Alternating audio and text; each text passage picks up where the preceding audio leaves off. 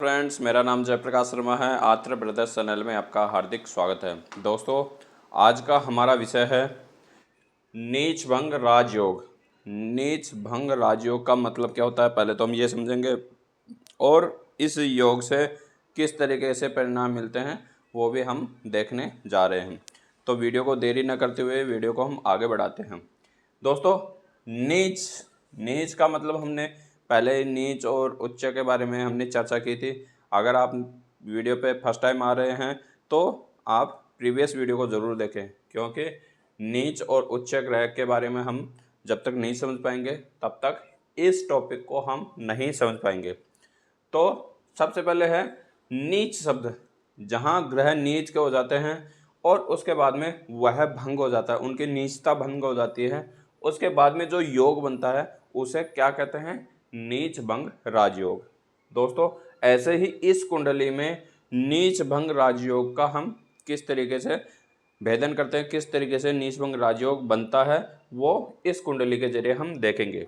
तो दोस्तों, सबसे पहले हमारे सामने कोई भी लग्न कुंडली होती है, उसमें सबसे पहले हमें यह देखना है कि इसमें उच्च के और नीच का ग्रह कहाँ कहाँ बैठे हैं, और जहाँ नीच का ग्रह बैठा है वहाँ की स्थिति देखकर हम अनुमान लगाएंगे कि यहाँ नीच भंग राजयोग है या नहीं। तो नीच भंग राजयोग के लिए कुछ हमारे पास स्टेप हैं, जैसे मेयर, मकान मालिक, दृष्टि, डिग्री और अस्त। ये चीज़ें भी हमें देखना बहुत ज़रूरी है। अब ज़रूरी क्यों है वो इस कैलकुलेशन के अनुसार हम देखेंगे।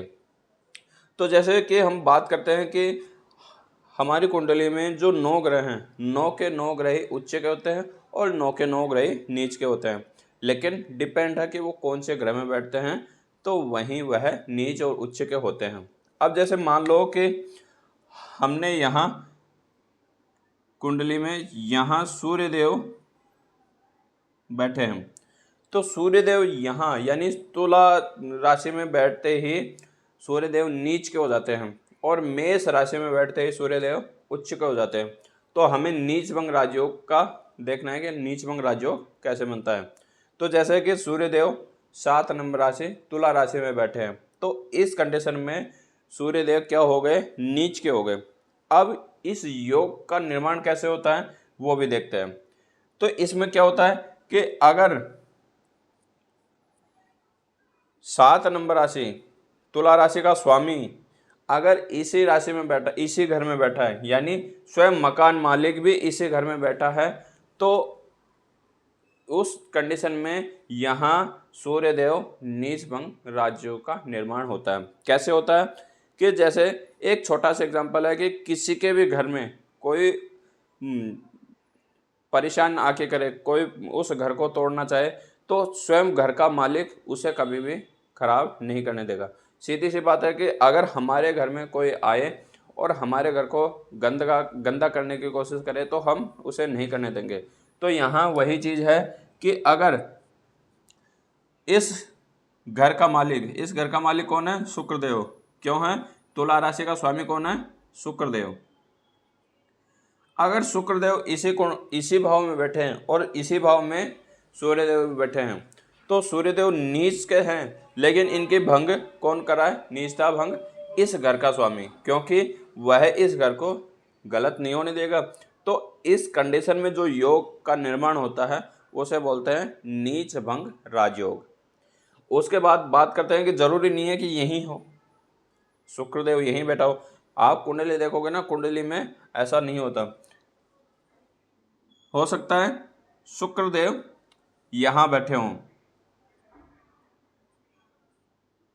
1 नंबर भाव में, तो उस कंडीशन में देखी जाती है उसकी दृष्टि। अगर शुक्रदेव अगर किसी भी घर का मालिक घर के सामने खड़ा है और कोई दूसरा बंदा आके अपने घर को मतलब अपने घर को गंदा करने की कोशिश करेगा, तो सामने खड़ा मालिक उसे गंदा करने नहीं देगा। तो ये चीज़ भी देखनी चाहिए। अगर जैसे सूर्य यहाँ नीच का हो रखा है, लेकिन उसके दृष्टि यहाँ से आ रही है, शुक्रदेव यहाँ से देख रहे हैं सप्तम भाव में, क्योंकि लगभग यहाँ हर कैलकुलेशन देखनी पड़ेगी। जरूरी नहीं है कि शुक्रदेव यहीं बैठे। अब हमने शुक्रदेव को यहाँ इसलिए बैठाया है कि शुक्रदेव हमेशा सिर्फ 7वीं दृष्टि पे ही नज़र रख सकते हैं, इधर उधर रहोगे तो वो नहीं देख सके। और एक वीडियो एग्जाम्पल बनाने के लिए मैंने शुक्रदेव एग्जाम्पल में ले लिया, तो ये चीज़ भी देखनी चाहिए। तो शुक्रदेव की दृष्टि पड़ेगी तो जब तक दृष्टि पड़ेगी तब तक वो अपने घर में कभी भी गंदगी नहीं करने देंगे, भले ही वो नीच राशि घर में बैठी है, तो इन्हें वो कभी भी गलत नहीं करने देंगे। यहाँ पे क्या होता है, नीच भंग, इनकी नीचता भंग हो जाती है और यहाँ एक योग बनता है जिसको क्या बोलते हैं, नीच भंग राजयोग। दोस्तों उसके बाद बात करते हैं कि अगर ये दोनों टॉपिक हमने क्लियर हो गए, उसके बाद बात करते हैं कि मेयर वाला ऑप्शन, मेयर। अब जैसे कि मान लो कि इस कुंडली के जो, इस घर के जो मालिक हैं वो यहाँ न बैठकर यहाँ बैठे हैं,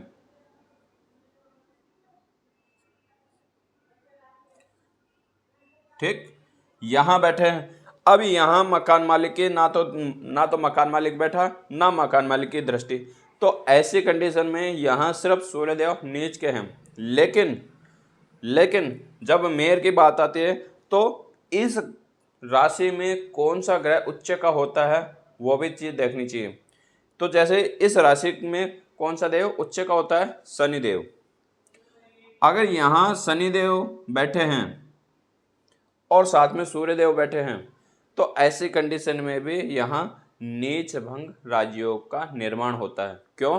क्योंकि यहाँ शनि उच्च के हो जाते हैं और यहाँ ये नीच के होते हैं, तो यहाँ उच्च और नीच बराबर, यहाँ जो नीच राशि में जो भी ग्रह बैठे हैं उनकी नीचता भंग हो जाती है और वह अच्छे परिणाम देने पर बाध्य हो जाते हैं। तो ऐसी कंडीशन में भी इनका नीच भंग हो जाता है और यहाँ पे क्या होता है, नीच भंग राजयोग का निर्माण होता है। अब मान लो कि यहाँ जो हमने समझा कि यहाँ स्वयं राशि में शुक्रदेव ही बैठे हैं, यहाँ शुक्रदेव ही बैठे हैं, लेकिन शुक्रदेव बैठे हैं लेकिन शुक्रदेव के पास में डिग्री है 1 और यहाँ इनके पास में डिग्री है 12, तो ऐसी कंडीशन में भी यहाँ नीच भंग राजयोग नहीं बनेगा। योग तो बन रहा है लेकिन उस योग से रिजल्ट नहीं मिल पाएंगे। क्यों? क्योंकि सूर्य तो पूरी तरह प्रबल है, सूर्य तो नीच है लेकिन पूरी तरह नीच है और वो पूरी तरह अपना असर दिखा रहा है। लेकिन शुक्रदेव यहाँ अपने स्वयं राशि में अपने घर में बैठे हैं, लेकिन घर में बैठने से फायदा क्या है, इनके पास में ताकत ही नहीं है, इनके पास में बलहीन होकर ये बैठ गए। तो ऐसी कंडीशन में नीच भंग राजयोग तो बनता है लेकिन उससे कोई रिजल्ट नहीं मिलता। तो यहाँ इनकी डिग्री भी देखी जाती है, तो डिग्री देखने के लिए यहाँ इनकी डिग्री का बैलेंस देखना होगा। अगर इनकी डिग्री कम है तो इनकी डिग्री बढ़ाने के लिए स्टोन, मेडिटेशन या वैदिक मंत्र का जाप करना बहुत ज़रूरी है। जब तक जाप नहीं करोगे तब तक इस योग से जो मिलने वाले परिणाम हैं वो आपको नहीं मिलेंगे, ठीक। और उसके बाद में बात करते हैं हम, लास्ट हमारा है अस्त अवस्था। अस्त, अब क्या होता है कि सूर्य एक ऐसा ग्रह है जिसके समीप कोई भी ग्रह आता है तो वह अस्त हो जाते हैं।